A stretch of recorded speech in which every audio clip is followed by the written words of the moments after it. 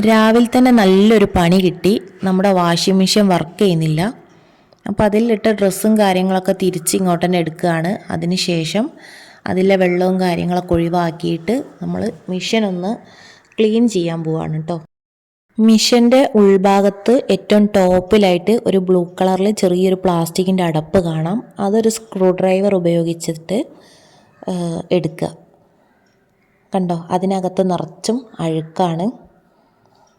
അപ്പം അതൊന്ന് ക്ലീൻ ചെയ്യണം. ആ അഴുക്കും കാര്യങ്ങളൊക്കെ നമ്മളൊന്ന് ക്ലീൻ ചെയ്യണം. എൻ്റെ വാഷിംഗ് മെഷീൻ വേൾപൂളിൻ്റെതാണ് കേട്ടോ. വേൾപൂളിൻ്റെ 7.8 kgൻ്റെയാണ് വരുന്നത്.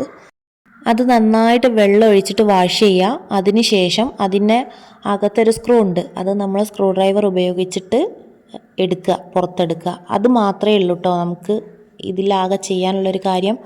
അത് കണ്ടോ, ഈ ഒരൊറ്റ സംഭവത്തുമ്മലാണ് ആ ഒരു അടപ്പ് നിൽക്കുന്നത്. അതിന് ശേഷം ആ അടപ്പ് ജസ്റ്റ് ഒന്ന് താഴോട്ട് പ്രസ് ചെയ്തിട്ട് ഒന്ന് വലത്തെ ഭാഗത്തേക്ക് തിരിക്കുക. അപ്പോൾ അത് നമ്മുടെ കയ്യിൽ പോരും. കണ്ടില്ലേ, നമ്മൾ കാണാത്ത വാഷിംഗ് മെഷീൻ്റെ അകംഭാഗമാണ് കേട്ടോ ഇത് നമുക്ക് കണ്ണുകൊണ്ട് കാണാൻ കഴിയില്ല. നമ്മൾ പുറമേ നിന്ന് നോക്കുമ്പോൾ വാഷിംഗ് മെഷീൻ നല്ല ഭംഗിയും നല്ല കളറും കാര്യങ്ങളൊക്കെ ഉണ്ടാകും. പക്ഷേ ഇതൊക്കെ അതിനകത്തെ അഴുക്കുകളാണ്. അതിൻ്റെ അകത്ത ഒരു ചക്ക് കണ്ടില്ല, ചക്കിൻ്റെ ഉള്ളിൽ ഇങ്ങനെ തിരിയുന്നൊരു സംഭവം, അതിനകത്ത് കണ്ടോ ഒരു കമ്പി കഷ്ണം കുടുങ്ങിയിട്ടുണ്ട്. കമ്പി അതുപോലെ മുടി അത് കുടുങ്ങി കിടന്നിട്ടാണ് എൻ്റെ വാഷിംഗ് മെഷീൻ കറങ്ങാത്തത്. ഞാനത് എടുത്തിട്ടുണ്ട് കേട്ടോ, അതെടുത്തു. ഇനി നന്നായിട്ട് വെള്ളം ഒഴിച്ചിട്ട് നന്നായിട്ട് ക്ലീൻ ചെയ്യാം കേട്ടോ. ഞാൻ എല്ലാ മാസവും വാഷിംഗ് മെഷീൻ ക്ലീൻ ചെയ്യുന്നതാണ്, അതുകൊണ്ട് വലിയ അഴുക്കും കാര്യങ്ങളൊന്നുമില്ല. പക്ഷേങ്കിൽ ഒരുപാട് ആൾക്കാർക്ക് അറിയാത്തതുണ്ട് കേട്ടോ എങ്ങനെയാണ് ക്ലീൻ ചെയ്യേണ്ടത് എന്നുള്ളത്. കണ്ടോ, ആ ഒരു ഹോളിനകത്ത് പിന്നാണ് കേട്ടോ, സേഫ്റ്റി പിന്നാണ് കുടുങ്ങി കിടക്കുന്നത്. അത് അവിടുന്ന് അങ്ങോട്ട് പോകുന്നില്ല. അതുകൊണ്ടാണ് എൻ്റെ വാഷിംഗ് മെഷീൻ വർക്ക് ചെയ്യാത്തതും അതുപോലെ തന്നെ അതിനകത്തെ വെള്ളം പോവാതിരുന്നതും. കണ്ടില്ലേ, നമ്മൾ ഡ്രസ്സിൻ്റെ മുകളിലൊക്കെ കുത്തുന്ന പിന്നാണ്. പക്ഷേ നമ്മളുടെ ഒരു ശ്രദ്ധയിൽ പെടാത്ത കാര്യങ്ങളാണ് ഇതൊക്കെ. ഇങ്ങനത്തെ ചെറിയ ചെറിയ കാര്യങ്ങളൊക്കെയാണ് കേട്ടോ അതിൽ കുടുങ്ങിക്കിടക്കുക. പിന്നെ ആ ഒരു അടപ്പുണ്ടല്ലോ, കണ്ടില്ലേ, അതെടുത്തു. അതിനകത്തും ഒരുപാട് അഴുക്കും കാര്യങ്ങളൊക്കെ ഉണ്ട്. അപ്പോൾ അതെല്ലാം നന്നായിട്ട് ക്ലീൻ ചെയ്യുക. ഇതൊക്കെ നമുക്ക് ചെയ്യാവുന്ന കാര്യങ്ങളേ ഉള്ളൂ കേട്ടോ. വെറുതെ നമ്മൾ മെക്കാനിക്കിനെ വീട്ടിൽ വിളിച്ച് വരുത്തിയിട്ട് അവർക്ക് കാശ് കൊടുക്കേണ്ട ഒരാവശ്യമില്ല. 5 മിനിറ്റ് കൊണ്ട് നമുക്ക് ക്ലീൻ ചെയ്യാവുന്ന കാര്യങ്ങളേ ഉള്ളൂ. പിന്നെ നന്നായിട്ട് ശ്രദ്ധിച്ച് ചെയ്യുക. അതുപോലെ തന്നെ വാഷിംഗ് മെഷീൻ ക്ലീൻ ചെയ്യുന്ന സമയത്ത് നമ്മളതിൻ്റെ പ്ലഗും കാര്യങ്ങളൊക്കെ ഊരിയിടാൻ പ്രത്യേകം ശ്രദ്ധിക്കണം കേട്ടോ. ഒരിക്കലും കറണ്ട് കുത്തിയിട്ടിട്ട് ചെയ്യാൻ പാടില്ല.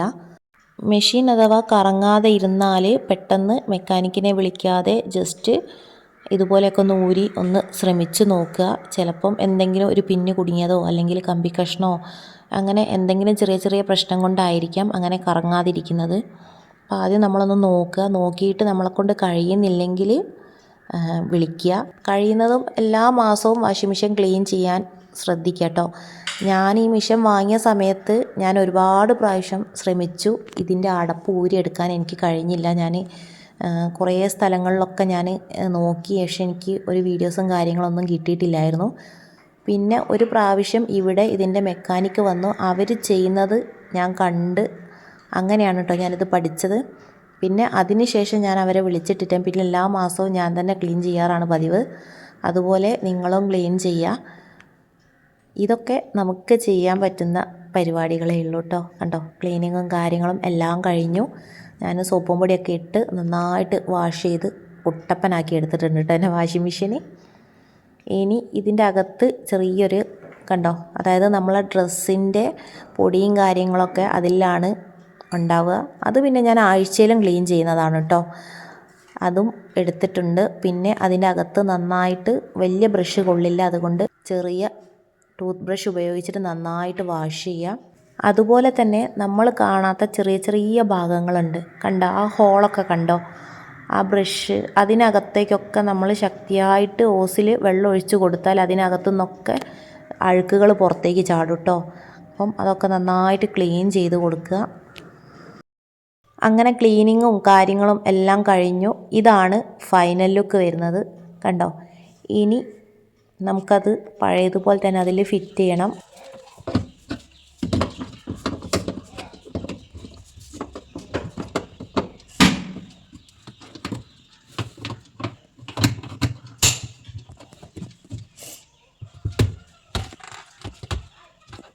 കണ്ടോ, ആ ഒരു അടപ്പ് നന്നായിട്ട് താഴോട്ട് പ്രസ് ചെയ്തിട്ട് വയ്ക്കുക. എന്നിട്ട് ആ സ്ക്രൂ നന്നായിട്ട് ടൈറ്റ് ചെയ്ത് കൊടുക്കുക കേട്ടോ.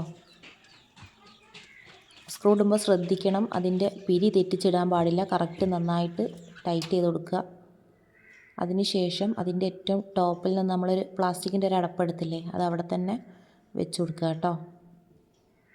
അതിനുശേഷം മിഷൻ ഒന്ന് കറക്കി നോക്കുക. കണ്ടോ, നമ്മുടെ മിഷൻ കറങ്ങി ഓക്കെ ആയിട്ടുണ്ട്. വീഡിയോ ഇഷ്ടപ്പെട്ടെങ്കിൽ തീർച്ചയായിട്ടും കമൻറ്റ് ചെയ്യാം കേട്ടോ.